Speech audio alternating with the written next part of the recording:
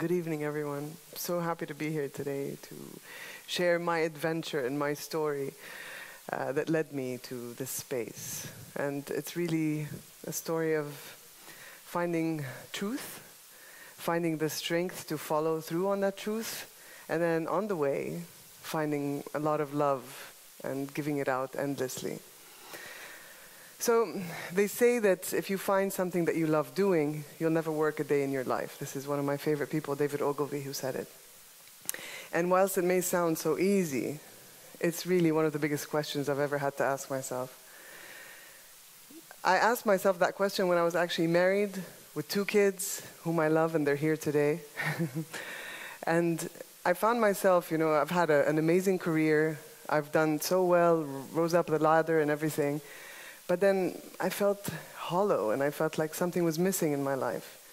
So you'd think that it's a simple question, okay, why am I not happy? What am I trying to fulfill? And then around me, I saw so many people, entrepreneurs, jumping on beautiful ideas, and then following through on them, having their own business, leaving their day job, opening a baking shop. There's a man who loves to knit, and he started his own knitting brand. So there were so many inspirational stories around me of people who were doing so well, pursuing their dreams, and they were so brave. They just dropped everything and went ahead and did it. I had 2 kids, and I have responsibilities, and it was, it's quite a dilemma to face. This is going faster. So technically, those people who rise up to that, Abraham Maslow says that there's only like 1% of them on the planet. And he calls that phase self-actualization, which is when people have enough courage to follow through on their passion, whatever it is. So I went back digging into my past, and technically, since the age of 5, as Chantal said, I was a singer, and I thought that was it. This is what my future was going to hold, this beautiful career in music. And the only problem that I had really was believing in myself enough to allow myself to pursue that career. There's something they call the imposter syndrome, and this is some of the most successful people in the world who go through it. They're very successful, but yet they feel that any minute someone's going to pull the cover on them, and they'll come out as a fraud. And that's how I felt. I mean, if I didn't sound like Mariah Carey, what was the point of singing? So that perfectionist ideology of what I was supposed to sound like had pushed me away from music. And a lot of the times, people have these amazing ideas and amazing concepts, but if they don't have the courage to follow through on them and believe in themselves on the path, they'll never do it. And so I took the words of Nelson Mandela, that courage is not the absence of fear, but the triumph over it. So there was fear, and there's always fear. Heck, there was fear before I came here today. Everything that I do, every step that I take, every stride that I take, there's fear, a fear factor involved. But it doesn't mean that I would shy away from it or would face it and say the only way through is through. You have to go through it. And so I created this concept called Finding My Venus. And it's a blog as well, and it was my journey to find myself and to find the belief in myself to sing again. And it wasn't an easy journey. It was quite daunting, and I had to find out, okay, what kind of music do I want to do? How am I going to produce an album? But there's one thing that I really love about life and God and universe, or whatever you want to call it, is that once you decide that you want to do something, everything just conspires to help you.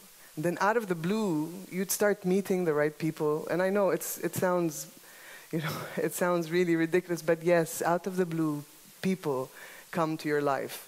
Things happen to you that just put you on the right path, and you're reminded over and over again that you're on the right path.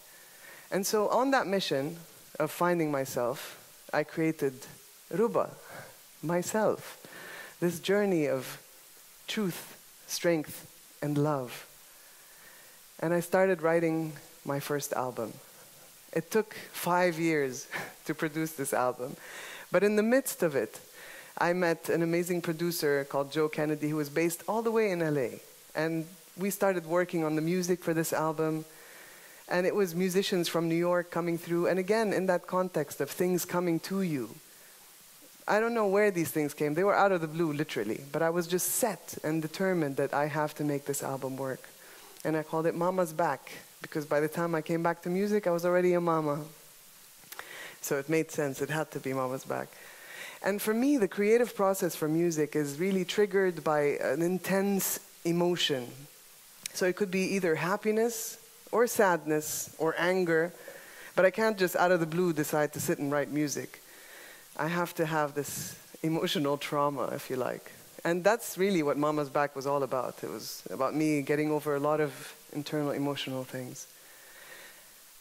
As I discovered this new musical life, and as I said, things started happening, there was a concert that I was part of as well, where you saw a listing of Missy, Elliot, CeeLo Green, Rouba. So things just started happening, just to fuel my belief in that I was on the right path. Because that's the great thing about pursuing your passion. You know, things just come into your life and make you feel so overjoyed. Even though sometimes you're wondering, am I here on the right path? Is this the right thing for me? And then it comes back to remind me, yes, you are. And on stage, and as it is with anyone who's pursuing their passion, it's that thing that you can do for endless hours without thinking of the time. Time flies when you're doing what you love.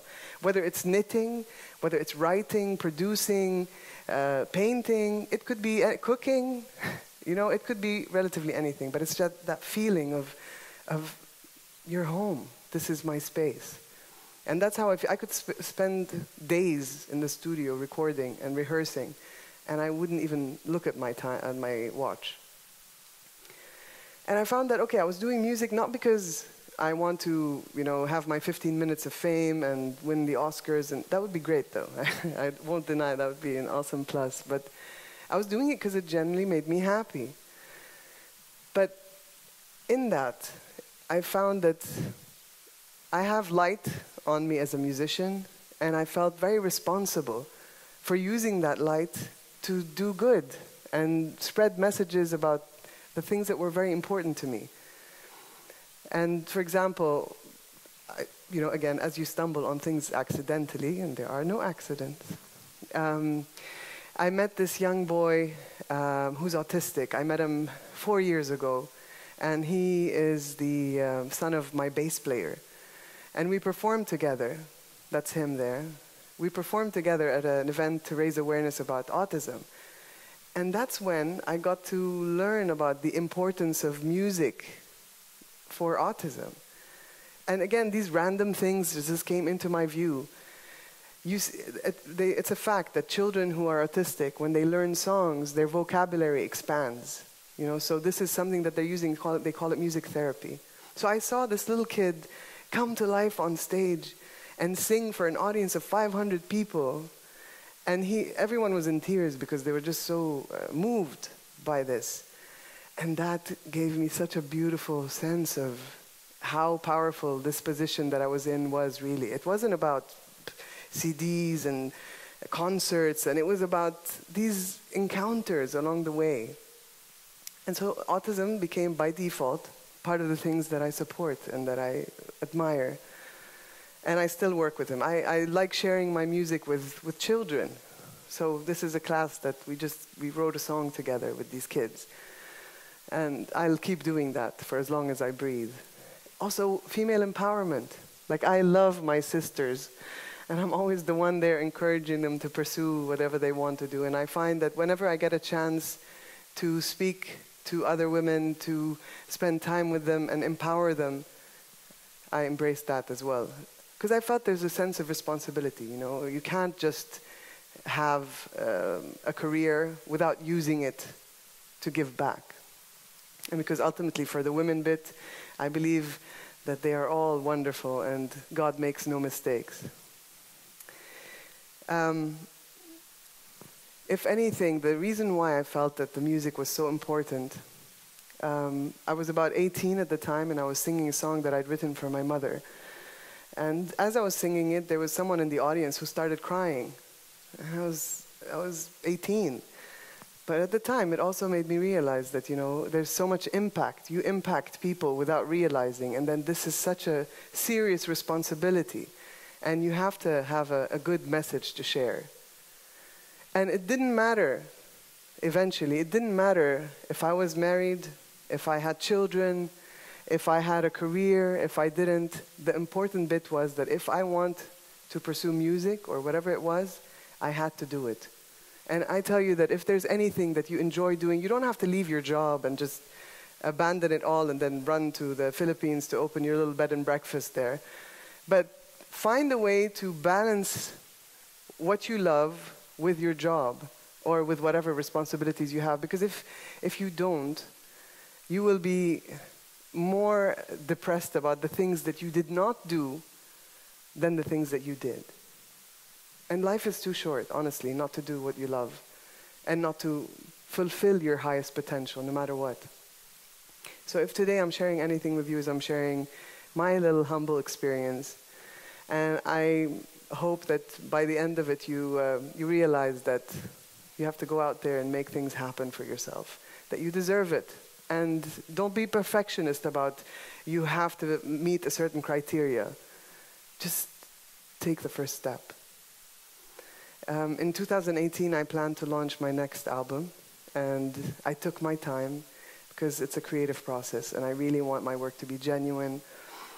And it's going to last because, you know, once you write a song and you publish it, that's it. So I'm going to share 2 songs with you today, and my friend Elliot is going to join me.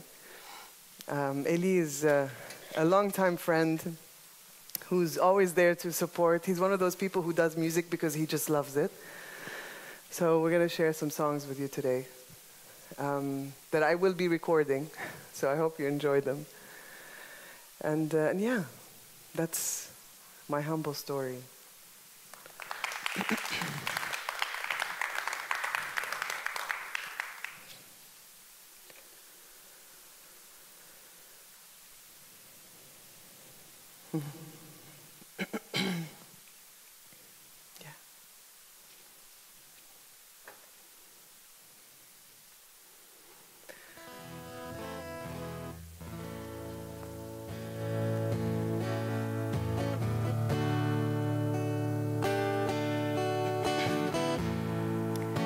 This song is called Vulnerable, and it is actually the name of the album as well. You don't know this, but every time you leave, I crumble.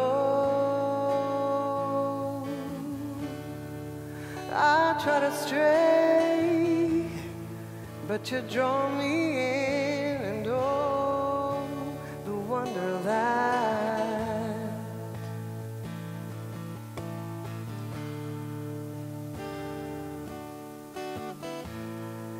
dreams and hopes you've revived in me give me a sense of who I want to be, and oh, the pleasantness of that.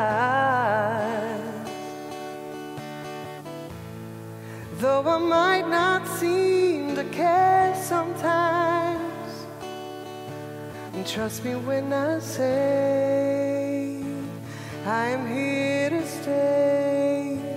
Trust me when I say I am here to stay.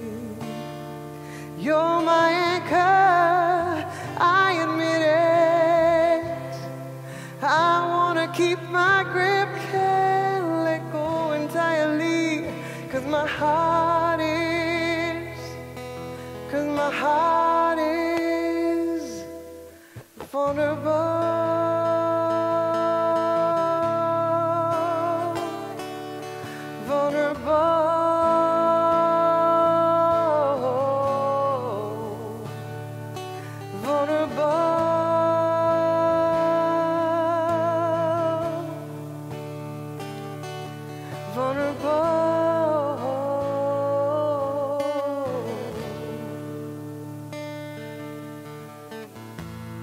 And I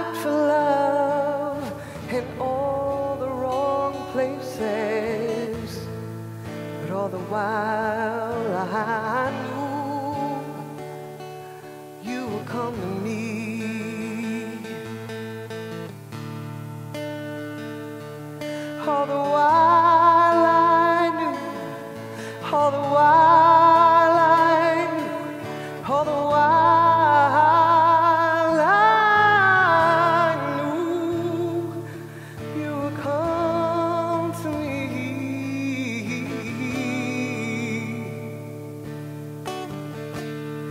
You're my anchor, I admit it. I wanna keep my grip, can't let go entirely. 'Cause my heart is, 'cause my heart is vulnerable.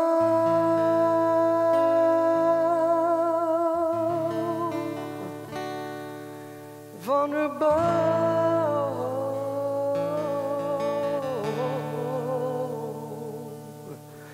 Vulnerable.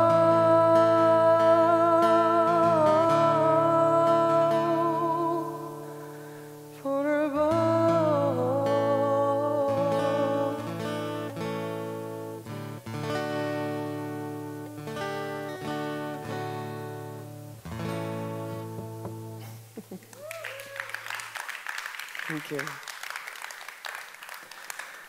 And since I am originally Lebanese, I found it very important to be able to bring that soul into Arabic language.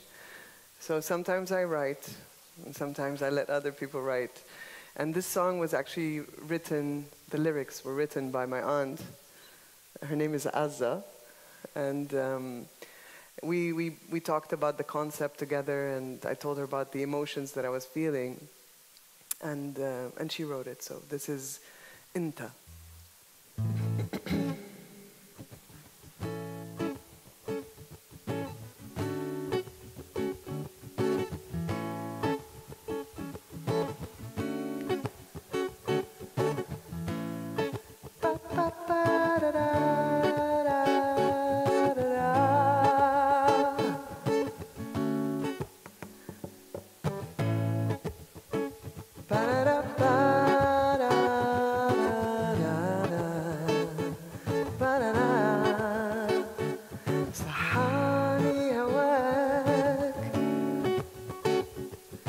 خلني معاك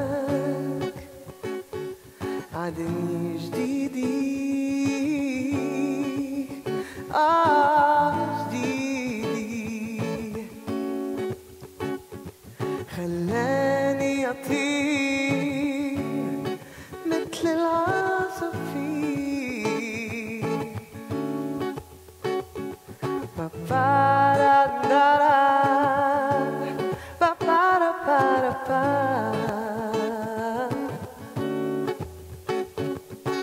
انت الحلا حبك صلى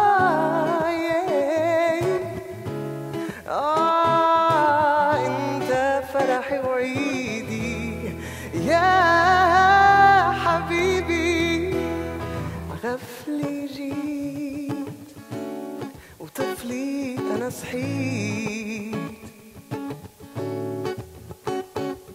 لم نجوم بإيدي ويا دقة قلبي زيدي انت الحلا حبك صلاي انت فرحي وعيدي يا حبيبي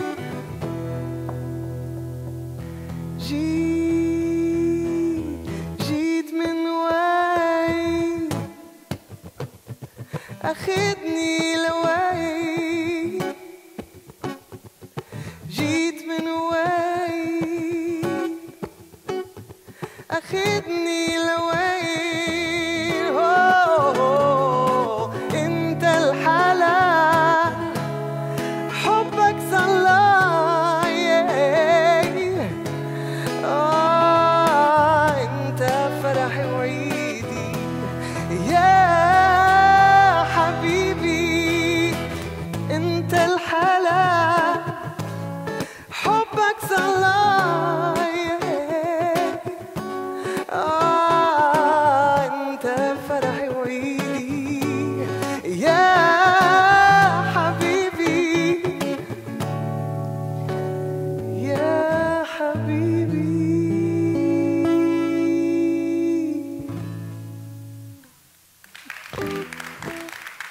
Thank you. Thank you very much.